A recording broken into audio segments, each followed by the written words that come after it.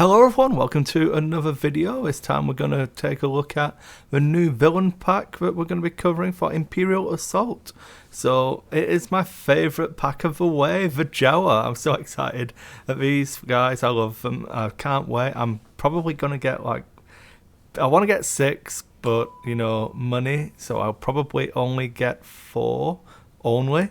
But yeah, I really want to have a horde of these guys running around and some Ugnaughts and just go for a really fun spam droid list. It's going to be awesome. But anyway, on to the rules. So we have the Jello Scavenger. Again, I'm going to have a focus on the skirmish side of the game rather than the campaign. I have been playing more campaign recently, so I might start doing separate campaign coverage as well, but we'll wait and see. But for the regular Jello Scavenger, we've got the card now.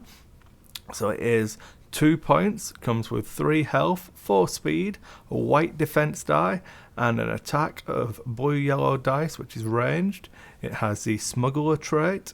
Then for abilities, we have a built-in +2 accuracy, a surge for +2 damage, and a surge for +2 accuracy. It also has an ability that reads harass. So after an attack resolves, if it did not miss, the defender suffers 1 strain, and that costs 1 surge. Then we also have the permanently on ability of take cover. This reads, when defending, you may apply +1 block and -1 surge cancel to a defense results. So it adds a little bit of reliability onto the Jawa Scavenger. It means you can roll 2 block on the white die relatively reliably. You've still got that blank, so these guys are going to drop quicker than most things, especially with that 3 health, but it's only 2 points and it really lets you get those activations in, so even at that level I'm really happy with this.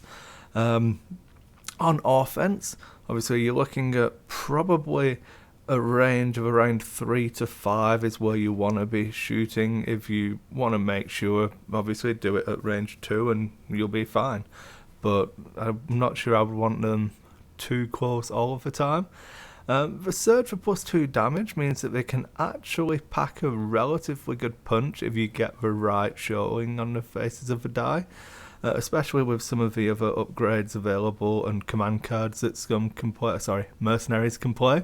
So I feel like they could be a little sneaky bugger going around and zapping the droids, so pretty characterful. Then that's about it for the regular. Obviously we don't have the card for the elites yet, but FFG does cover it in some detail in the article, so I'll link the article in the description. But I'm just going to quickly read off now. So we have, for the Elite Scavenger, I believe it's going to replace the harass ability with forced negotiations or something like that. The skirmish version of the Elite Jawa Scavenger does something similar, but would rather bargain than haggle. Okay, so it'll be called bargain. Scavenger spends its surge and a victory point to roll a green die. Then you gain 1 victory point for each damage result showing on the green die you roll. So a bit of a gamble, but you can cash in.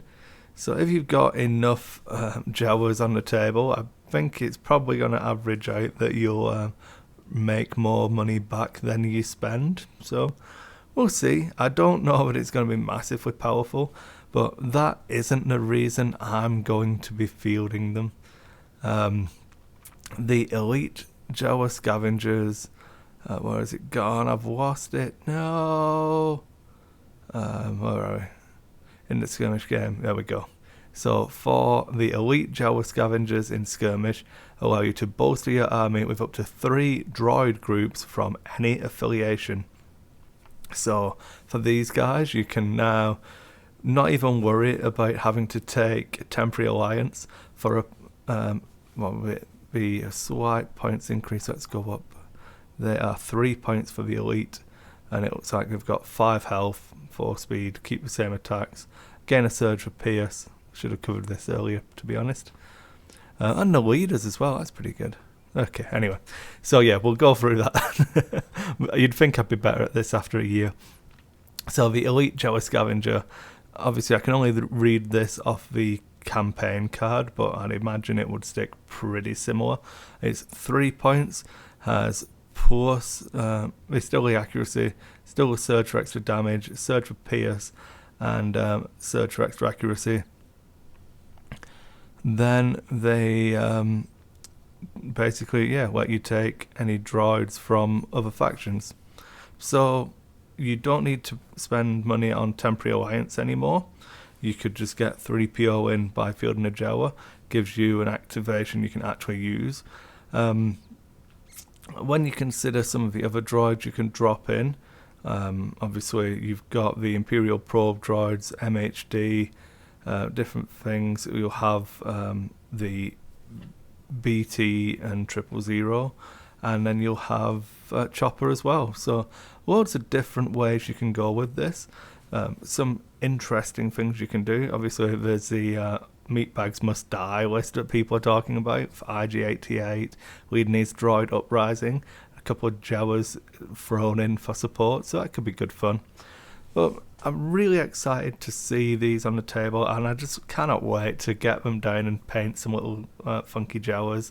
I wanted to do some as maybe counts as Ugnaughts as well, so I'll have to do a bit of conversion work and have some Jawas creating scrap droids, and I'm going to have to convert some scrap droids as well for this army.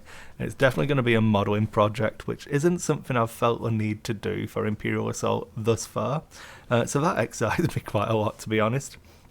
Anyway, onto command cards. We have the Utini command card. This one is a 1 point, only one in your deck. Used at the start of a round. During this round, each friendly Jello Scavenger gains +1 speed, +1 accuracy, and surge. If you are attacking a figure, gain 1 victory point. So, if you spam them, you've got a good chance of boosting your score up by about 3 to 4 points. Obviously, this will be an ability, so it shouldn't need to actually do damage to trigger. So, as long as you don't cancel all your surges, you should be fine. Take those shots at the doors. Oh no. Sorry, no, not doors. Has to be a figure. Well done, FFG. Not breaking the game too much. Could be a good early use to start fueling Jabba, or as I said, just extra ways to score points, especially with throwaway activations that your opponent isn't normally concentrating on too much. So that's a pretty strong card, and I'm happy with. Then we have another one of these new kind of skirmish upgrades that they've been talking about including, which is navigation upgrade. So obviously it's droid only, it's an action and 1 strain. Place this card in your play area. Exhaust this card during a friendly droid's activation. That figure gains 1 movement point. So these command cards that come into play are looking pretty neat actually. Obviously BT has the targeting matrix, which goes on as an upgrade for him, and then this one as well. So it's an interesting design scope, and an area I hope they expand on a little bit more. It's pretty good. This card, 2 points.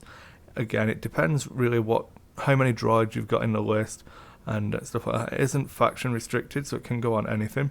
So I think it'll see some good play. So we talk about in the article using it to speed round probe droids or IG-88, especially if you're wanting to do that double tap with IG-88. You can just give him that extra point of movement to control his range. And while we're talking about the assassin himself, let's move on and look at focus on the kill. So we did have this spoiled last time, but I can't remember how in depth I actually covered it. So I'm going to go through. I've got IG-88 pulled up and the upgrade card. So IG-88, the assassin droid, is a droid hunter. He costs 12 points, has 10 health, 5 speed, a black defense die, a ranged attack of any 2 dice that you choose. Then he's got +1 block built in, +2 accuracy built in, a surge for recover 3, and a surge for +2 damage. He has relentless. When you declare an attack targeting a figure within 3 spaces, that figure suffers 1 strain.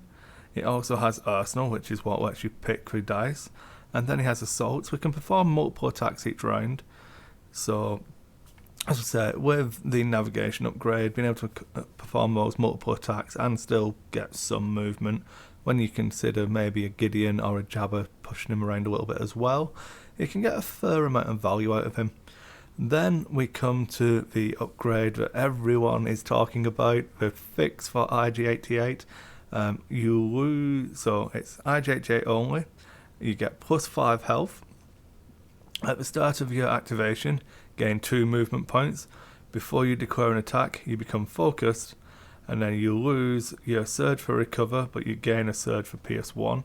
So the surge for PS1 isn't that massive, but the fact that you could now move 2 spaces and still get your double tap, potentially 3 spaces with navigation upgrade, you're going to become focused, so your attack is now green plus 2 dice of any colour.